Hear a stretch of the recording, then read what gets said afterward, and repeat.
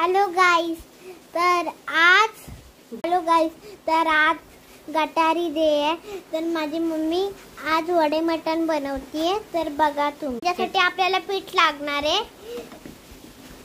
आता आपण मम्मीलाच विचारूया काय काय बनवायचं. आपण आता ह्याच्यामध्ये ना भाताची प्युरी मिक्स करून घेतलेली आहे आणि सुकं पीठ आहे. त्याच्यामध्ये तांदळाचं पीठ आहे, गव्हाचं पीठ आहे, ज्वारीचं पीठ आहे आणि चणा डाळीचं पीठ आहे. थोडंसं ओवा घेतलाय, हळद आणि थोडाफार गरम मसाला घेतलाय आणि ते गरम करून मिश्रण सुक्या पिठांमध्ये टाकून हे असं आपण पिठाचा गोळा तयार करून घेतलाय. जेव्हा वडे आणि थोड्या वेळानंतर 1-2 तासानंतर आपण वडे तळायला घेऊ. आता मी वडे तळत आहे. पूर्वीने तळलेला वडा एकदम फुगलेला आहे, टमटमीत फुगलाय. हे बघा आपले वडे तयार आहेत. वडे हे चिकन तळलेलं आहे आणि चिकनचा रस्सा इथे होतो. मी काढतेय वडा